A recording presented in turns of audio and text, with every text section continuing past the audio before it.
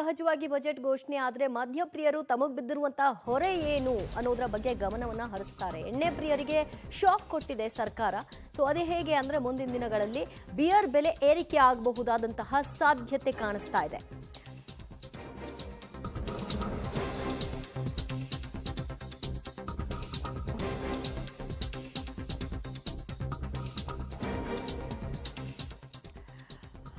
ಮದ್ಯಪ್ರಿಯರಿಗೆ ಒಂದು ಅರ್ಥದಲ್ಲಿ ಶಾಕ್ ಇದ್ದು ಮೇಲ್ನೋಟಕ್ಕೆ ಈಗ ದರ ಏರಿಕೆ ಮಾಡದೇ ಇದ್ರೂ ಕೂಡ ಮುಂದಿನ ದಿನಗಳಲ್ಲಿ ಏರಿಕೆ ಆಗೋ ಸಾಧ್ಯತೆಗಳನ್ನ ತೋರ್ಪಡಿಸ್ತಾ ಇದೆ. ಯಾಕಂದ್ರೆ ಆ ಒಂದು ತೆರಿಗೆಯನ್ನ ಸಂಗ್ರಹ ಮಾಡುವಂತಹ ಗುರಿ ಏನಿದೆ ಅದು 2525 ಕೋಟಿ ರೂಪಾಯಿ ಮತ್ತಷ್ಟು ಹೆಚ್ಚಳ ಆಗಿದೆ. ಕಳೆದ ಬಾರಿಗೆ ಕಂಪೇರ್ ಮಾಡಿದ್ರೆ 36,000 ಕೋಟಿ ಈ ಹಿಂದೆ ಇದ್ದದ್ದು ಈಗ 38,500 ಕೋಟಿಯಷ್ಟು ತೆರಿಗೆ ಸಂಗ್ರಹ ಮಾಡೋದಕ್ಕೆ ಮುಂದಾಗ್ತಾ ಇದ್ದಾರೆ. ಇದರ ಪ್ರಕಾರವಾಗಿ ಈಗ ಮದ್ಯದ ಮೇಲೂ ಕೂಡ ಹೊರೆ ಬೀಳುತ್ತೆ.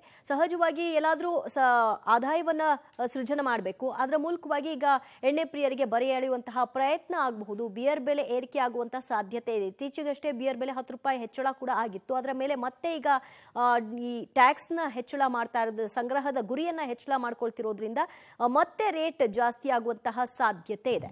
ಈ ಬಗ್ಗೆ ಮತ್ತಷ್ಟು ಮಾಹಿತಿ ಪಡೆಯೋಣ ನಮ್ಮ ಪ್ರತಿನಿಧಿ ರವೀಶ್ ರಿಂದ. ರವೀಶ್, ನೇರವಾಗಿ ಎಷ್ಟು ಮದ್ಯಪ್ರಿಯರಿಗೆ ಹೊರೆ ಅಂತ ಕಾಣಿಸದೇ ಇದ್ರೂ ಕೂಡ ಆ ಒಂದು ತೆರಿಗೆ ಸಂಗ್ರಹದ ಗುರಿಯನ್ನ ಹೆಚ್ಚಳ ಮಾಡೋ ಮೂಲಕವಾಗಿ ಆ ಹೊರೆ ಕಾಣಿಸ್ತಾ ಇದೆ. ಇದು ಹೇಗೆ ಜಾರಿಗೆ ಬರಬಹುದು ಅಂತ?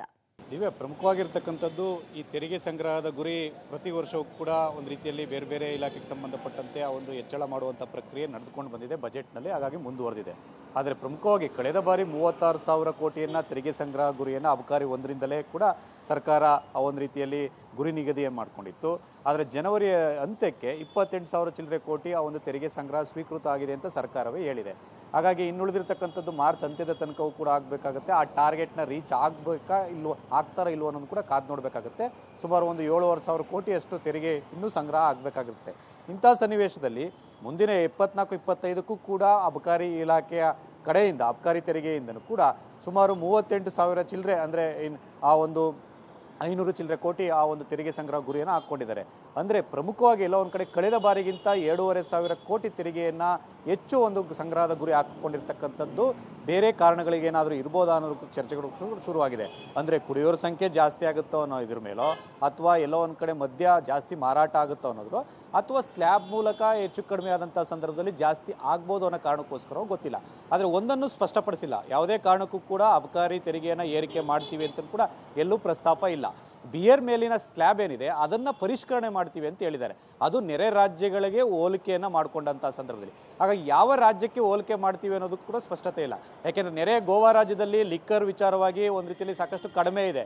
ಈ ಒಂದು ಗೋವಾಕ್ಕೆ ಏನಾದರೂ ಒಂದು ರೀತಿಯಲ್ಲಿ ಹೋಲಿಕೆ ಮಾಡಿ ಜಾಸ್ತಿ ಅಥವಾ ಕಡಿಮೆ ಮಾಡ್ತಿರೋ, ಅಥವಾ ಬೇರೆ ಹೆಚ್ಚಿರ್ತಕ್ಕಂಥ ಒಂದು ರಾಜ್ಯಗಳಿಗೆ ಹೋಲಿಕೆ ಮಾಡಿ ಕಡಿಮೆ ಮಾಡ್ತಿರೋ ಅನ್ನೋದ್ರ ಬಗ್ಗೆ ಕೂಡ ಸ್ಪಷ್ಟತೆ ಇಲ್ಲದೆ ಇರತಕ್ಕಂಥ ಕಾರಣಗಳಿಗೋಸ್ಕರವಾಗಿ ಅದು ಜಾಸ್ತಿ ಮಾಡ್ತಾರೋ ಅಥವಾ ಕಡಿಮೆ ಮಾಡ್ತಾರೋ ಅನ್ನೋದ್ರ ಬಗ್ಗೆ ಕೂಡ ಕ್ಲಾರಿಟಿ ಸಿಕ್ಕಿಲ್ಲ.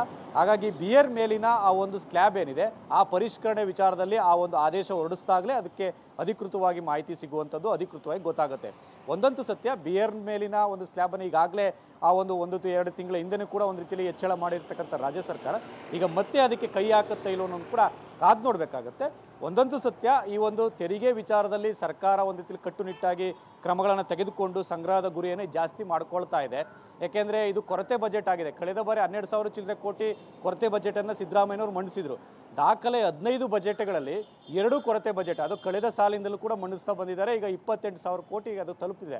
ಹಾಗಾಗಿ ಈ ಹಿನ್ನೆಲೆಯಲ್ಲಿ ಹಣಕಾಸು ಪರಿಸ್ಥಿತಿಯನ್ನು ಬ್ಯಾಲೆನ್ಸ್ ಮಾಡೋದಕ್ಕೋಸ್ಕರವಾಗಿ ಈ ಒಂದು ಅಬಕಾರಿಯಿಂದನೂ ಕೂಡ 38,000 ಒಂದು ಚಿಲ್ಲರೆ ಕೋಟಿಯನ್ನು ಒಂದು ಸಂಗ್ರಹದ ಗುರಿಯನ್ನು ಹಾಕ್ಕೊಂಡಿದ್ದಾರೆ. ಹಾಗಾಗಿ ಇದರ ಹೊರೆ ಯಾರ ಮೇಲೆ ಬೀಳುತ್ತೆ ಅನ್ನೋದು ಮುಂದಿನ ದಿನಗಳಲ್ಲಿ ಸ್ಪಷ್ಟವಾಗುತ್ತೆ. ಸದ್ಯಕ್ಕಂತೂ ಬಜೆಟ್ನಲ್ಲಿ ಈ ಹೊರೆ ಬಗ್ಗೆ ಆಗಲಿ ಏರಿಕೆ ಅಥವಾ ಇಳಿಕೆ ಬಗ್ಗೆ ಯಾವುದೇ ರೀತಿಯ ಸ್ಪಷ್ಟತೆಯನ್ನು ಕೊಟ್ಟಿಲ್ಲ. ದಿವ್ಯಾ. ಓಕೆ ರವೀಶ್, ಸಂಪರ್ಕದಲ್ಲಿರಿ, ಮತ್ತಷ್ಟು ಮಾಹಿತಿಯನ್ನು ನಿಮ್ಮಿಂದ ಪಡೆದುಕೊಳ್ತೀವಿ.